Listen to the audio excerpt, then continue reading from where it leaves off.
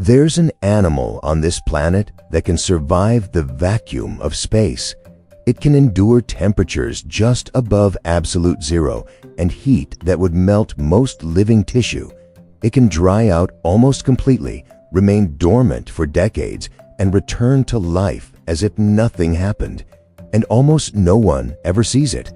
It lives in the moss beneath your feet, in a drop of water, in Antarctic ice, in deep ocean sediments, invisible, microscopic, eight-legged, and disturbingly resilient.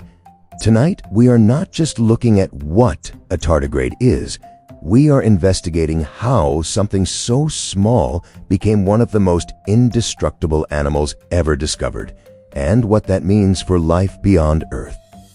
Tardigrades are often called water bears. The nickname sounds harmless, almost cute, but under a microscope, the creature looks ancient. Segmented body, 8 stubby legs, claws that grip like grappling hooks. Certain species can survive being frozen to near absolute zero.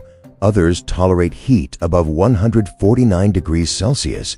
They withstand intense radiation, crushing pressures in the deep sea, even the emptiness of space. But here's the contradiction. Tardigrades are not built like tanks. They are soft-bodied, barely half a millimeter long.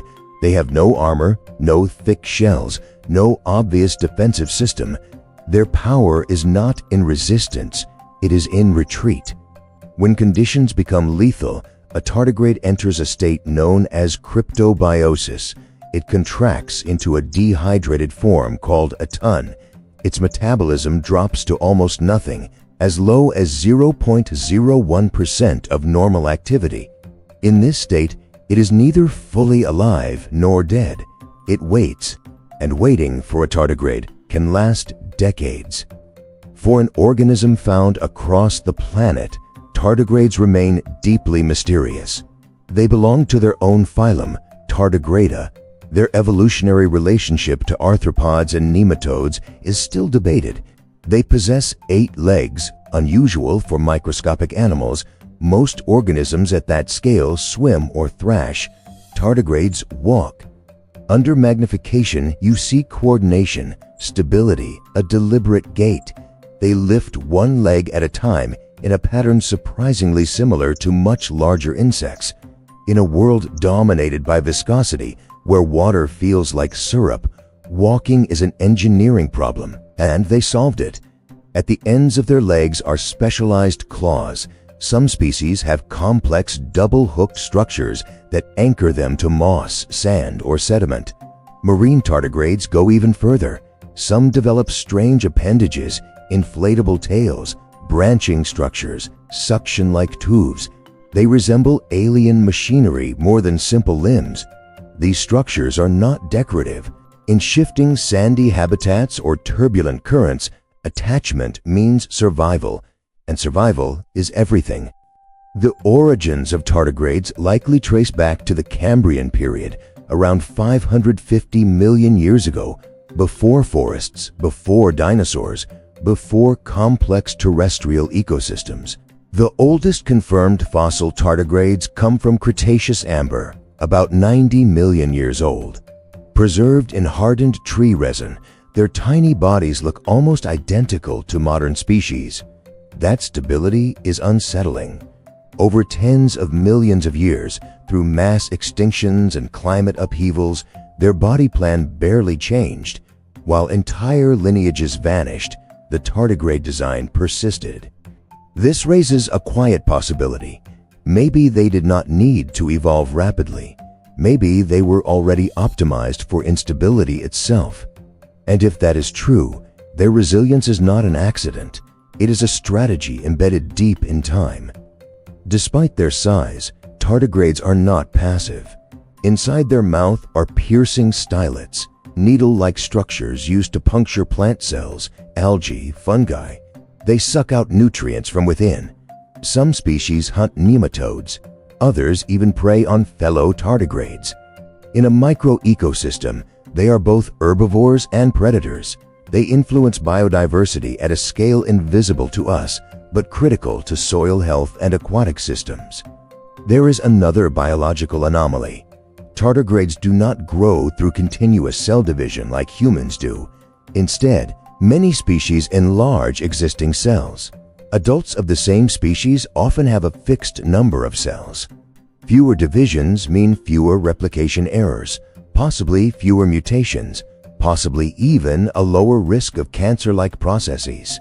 It is a radically different blueprint for life, smaller, simpler, but astonishingly durable. And somewhere in that durability, there may be lessons we are only beginning to understand. At this point, the investigation shifts, because the more we look at tardigrades, the less they feel like biological curiosities and more like prototypes, organisms that reveal how life can persist when environments collapse. That pattern repeats throughout history. Cryptobiosis is not a single trick. It is a suite of survival modes.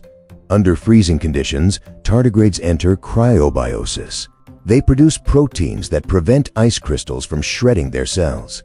Under dehydration, they undergo anhydrobiosis, losing up to 98% of their body water. Their internal structures stabilize through protective molecules that replace water and preserve membranes. In this tongue state, metabolism nearly halts. In Antarctica, tardigrades recovered from moss samples frozen for over 30 years were revived. Some resumed feeding, some reproduced. They do not defeat death, they postpone vulnerability. But extremophily likely did not evolve for space travel or laboratory experiments. It probably began as an adaptation to fluctuating salinity or temporary drying pools millions of years ago, habitats that disappeared and reappeared, water that came and went. If your world constantly collapses, you either move or you learn to stop time. Tardigrades chose the second option. In 2007, tardigrades were exposed to the vacuum of space. Some survived radiation and cosmic exposure that would destroy most life. Not all lived, but survival at all was extraordinary. This raised a new line of inquiry. If simple animals can endure such extremes, what does that mean for life beyond Earth? Could similar mechanisms exist elsewhere, or once have existed? Mars, for instance, once held oceans. Recent rover discoveries revealed rocks with carbon-based molecules and patterns reminiscent of microbial fossils. The evidence is not conclusive, but it is suggestive. Tardigrades still require one essential element: water. Even they cannot function without it. On Mars today, water is mostly locked in ice or minerals, inaccessible. Yet, the resilience of organisms like tardigrades extends the boundaries of plausibility. Life does not need comfort, it needs strategy. And sometimes, strategy means disappearing until conditions change. The tardigrade lives in a world we overlook, in damp soil, in ocean sediment, in melting ice. It does not roar, it does not dominate, it does not conquer, it endures. Across mass extinctions and planetary shifts, it persisted by mastering suspension, by compressing life into a waiting state, by surviving not through strength, but through patience. And perhaps that is the quiet revelation. Resilience is not always resistance. Sometimes it is the ability to pause, to retreat so completely that time itself becomes irrelevant. The invisible world of the tardigrade is not just a microscopic curiosity. It is a reminder that life, at its smallest scale, may be far more adaptable than we ever assumed. And if such resilience exists beneath our feet, unnoticed and ancient, it forces a final thought. What else has been surviving quietly, waiting for the right conditions to return?